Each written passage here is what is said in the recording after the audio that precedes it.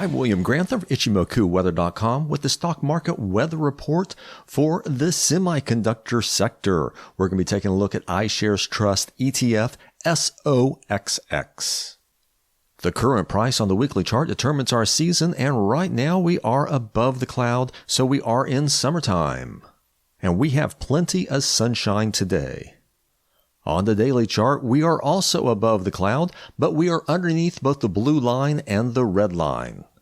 Price is like a hot air balloon, with the buyers turning up, the heat making the balloon go up, and sellers turning down, the heat making the balloon go down.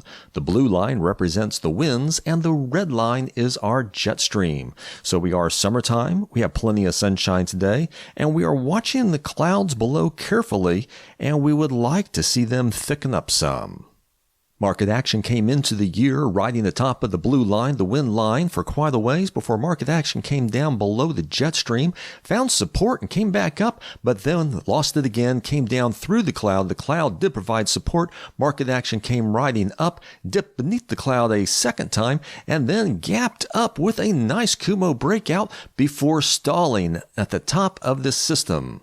Market action came through the wind line, found support at the jet stream, came up above the wind line, and then came down and challenged the cloud for the third time. This time we pulled the blue line below the red line, and that created a bearish channel. So we right now have a bearish channel on the wind and the jet stream lines. Our lagging green line is inside the cloud, just barely above market action, but any kind of sideways movement is going to pull the green line over inside the cloud, still underneath market action, and that's going to keep it trapped, which means that our upward momentum is stalled at this time. And speaking of stalled, both the blue line and the red line have gone flat, which means that we have not had a higher high or lower low for the blue line in 9 periods and for the red line in 26 periods. Now we'll need market action to either get up high or go down low, and that will cause these lines to either move up or move down, or we could have old price action drop out of the calculation, and that could also redraw the lines either up or down. Our forecast shows that we do have a green cloud out in front of us with a long flat line at the bottom, and that is going to help provide support, or it could be resistance if we fall through. We do have very thin clouds right in front of us, and market action does have a tendency to fall through thinner clouds easier than it does thicker clouds. Let's take a look at the weekly to look at some support and resistance zones. On the weekly, we do have a flat blue line, the Tenkan-sen, and that's going to be our first line of support just directly below us. During this week, we did pop underneath it a little bit, so we'll draw a line right here at $412.50. Underneath that, we have a bit of a red line here that's gone flat. That's going to give us a little bit of support, and then another flat line here, and that's going to be support as well. For resistance, we do have market action. That is at the top right here, and that's going to be our resistance up at the top. Now, Ichimoku is just calculations based upon past market action to help us anticipate what could possibly happen in the future. So using market action to find our top resistance is a viable technique. Here we are back on the daily, and we can see that our line at 412.56 does coincide exactly with the bottom of the cloud here on the daily, and so that's going to be our support while we stay above it. But if we dip underneath it any at all, it's going to be resistance above us.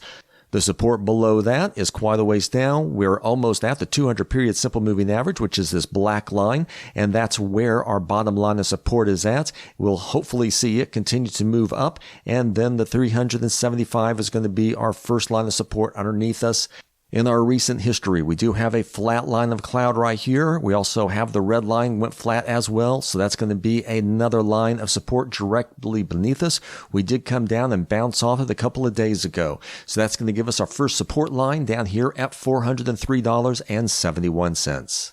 Taking a look at our trends based on Ichimoku Kinko Hyo, we can see our short-term trend is price to the red line, and we are underneath it, so that is a bearish short-term trend. Our medium-term trend is the blue line to the red line, and being below the red line, that gives us a bearish medium trend as well. Our long-term trend is bullish, and that is price to the cloud, so being above the cloud means that we are still in a long-term trend. Our current momentum is flat, with the red line being flat coming into where our current market action is, and with our blue line being flat. That's showing that we do not have too much upward momentum at this time, nor do we have downward momentum either. So we are in a consolidation zone, and we could be that way for a little bit longer.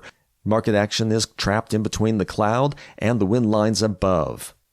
So with our Semiconductor ETF SOXX, we are currently in summertime. We have plenty of sunshine today. We are watching the clouds closely below, and we would like to see them thicken. And our current high pressure ridge is losing its edge, and that could help market prices to have a little bit of softness here coming into the future. I'm William Grantham with Ichimoku Weather.com. May your trades be true and your profits strong.